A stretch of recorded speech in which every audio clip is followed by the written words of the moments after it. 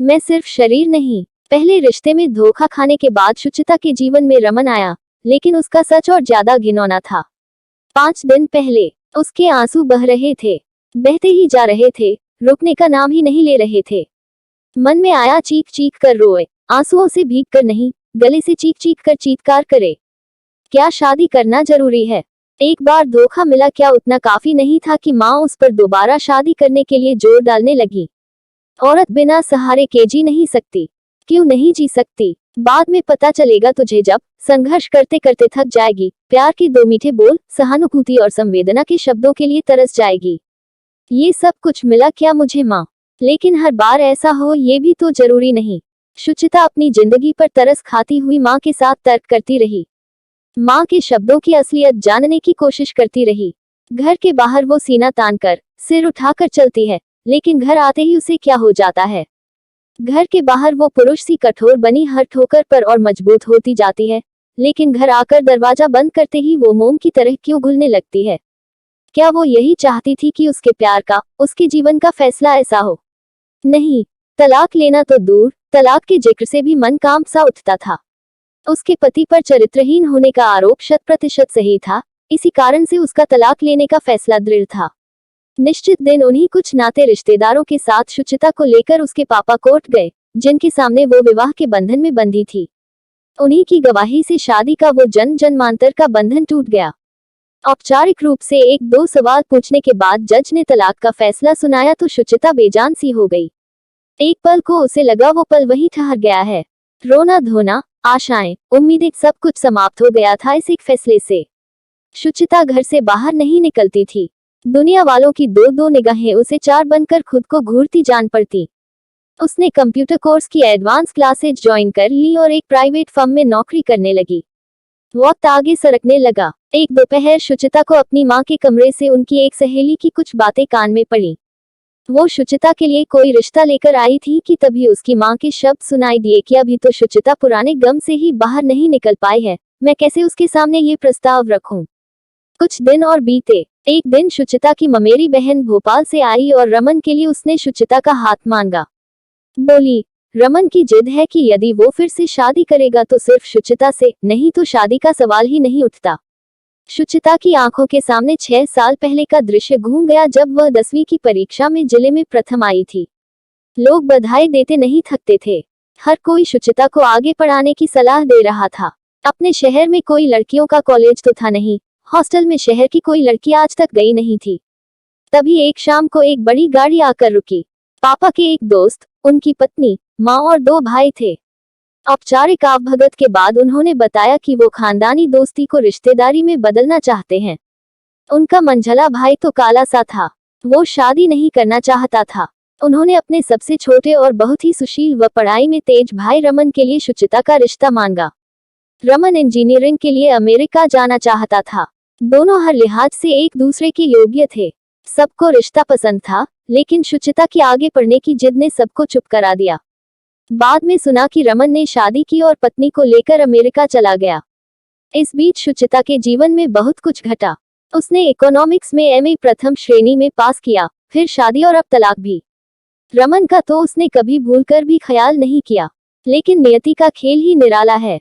रमन की पत्नी के साड़ी के पल्लू में आग लग जाने से मृत्यु हो गई और अब दोनों अपने अपने जीवन में अकेले रह गए हैं। भाग्य ने दोनों को एक ही मोड़ पर लाकर खड़ा कर दिया। रमन का तो उसने कभी भूलकर भी ख्याल नहीं किया, लेकिन नियति का खेल ही निराला है। रमन की पत्नी के साड़ी के पल्लू में आग लग जाने से मृत्यु हो गई और अब दोनों अपने अपने जीवन में अकेले रह गए हैं। भाग्य ने दोनों को एक ही मोड़ पर लाकर खड़ा कर दिया। पूरी दास्तान सुनकर रमन के लिए शुचिता को भी बहुत दुख हुआ था। फिर एक दिन खबर आई, रमन के बड़े भाई जो उसके पापा के दोस्त थे, उनका देहांत हो गया। 1 साल पहले ही उनके बेटी हुई थी, वो भी शादी के 16 साल बाद। दोस्ती के नाते शुचिता की माँ वहां जाना चाहती थी, लेकिन आर्थराइटिस के कारण अकेले जाने की हिम्मत नहीं जुटा पा रही थी। शुचिता का साथ मिला तो दोनों भोपाल के लिए रवाना हो गईं। रमन बड़े प्यार और अदब से मिला। उसका व्यक्तित्व पहले से और भी अधिक निखर आया था। खाने के बाद रात को उनके ही घर ठहरना था, इसलिए कमरे में आराम करने चल दिए थे सभी। माँ तो दर्द की दवाएं लेकर जल्दी ही सो गईं, लेकिन शुचिता को नींद नहीं आ रही थी। अचानक आंटी के कमरे से अजीबोगरीब आवाजें सुनाई दी। रोना, घसीटना, फिर खींचना, फुसफुसाना। आखिरकार शुचिता से रहा नहीं गया। उसने कदम खुद ही आंटी के बेडरूम की तरफ बढ़ गए।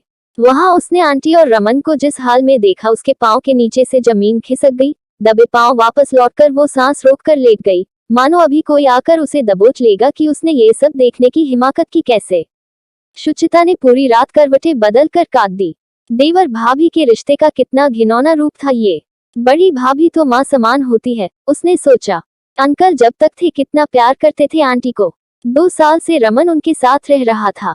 शायद 16 साल बाद हुई औलाद इसी नाजायज रिश्ते की देन थी। कहीं ये सब जान लेने पर ही तो अंकल का हॉट फेल नहीं हुआ। ढेरों सवाल शुचिता के मन मस्तिष्क में घूमने लगे। सारी कड़ियां एक के बाद एक करके आपस में जुड़ने लगी। अवैध संबंध वो मीठा जहर है जो शरीर में घुलकर आत्मा को भी अपवित्र करता है, उसने सोचा। मन, वचन, कर्म तथा खून के द्वारा संपूर्ण भूतकाल, वर्तमान काल और भविष्य को दूषित करके परिवार और समाज की नजरों में मनुष्य को बहुत छोटा बना देता है, घृणा के मार्ग पर खड़ा कर देता है। यही तो किया था उसके कामुक पति ने। उससे ज्यादा स्त्री शरीर की जरूरत थी उसे, फिर चाहे वो शरीर किसी भी स्त्री का हो चलेगा, वरना तलाक लेने की नौबत ही क्यों आती। व्यभिचार तो वैवाहिक जीवन के मूल पर ही कुठाराघात करता है। मनसा वाचा कर्मणा, इस परिभाषा से अलग तो वह शादी की कल्पना भी नहीं कर सकती। दूसरी ओर ये रमन है। पति पत्नी का रिश्ता तो इतना पवित्र, इतना अनमोल माना गया है कि एक दूसरे से बिछड़ने के बाद दोनों वृक्ष की डाली के समान टूट जाते हैं। और ये रमन, पत्नी की मृत्यु को 2 बरस भी नहीं हुए कि अपने शरीर की भूख मिटाने के लिए देवर भाभी के पवित्र रिश्ते को ही दांव पर लगा बैठा। छींटे पड़ते रहे, दर्द बहता गया, थकान उतरती रही, टूटन छूटती रही। उसने तौलिए से अपना चेहरा पोंछा और खुद को व्यवस्थित करके बाथरूम से बाहर निकली। टीवी चालू था, तस्वीरों का आना जाना, गीतों की मधुर स्वर लहरी, ये सब कमरे के माहौल को सुखद बना रहे थे।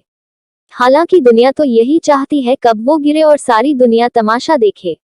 उसके संभल कर गिर जाने से, उसके अंगभंग हो जाने से न जाने कितने दिलों को और दिमागों को सुकून मिलेगा, लेकिन ऐसा होगा नहीं।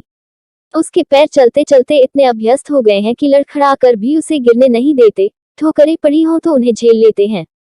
धरती से उसे प्यार हो गया है और धरती पर फूलों का सपना बेमानी हो गया है।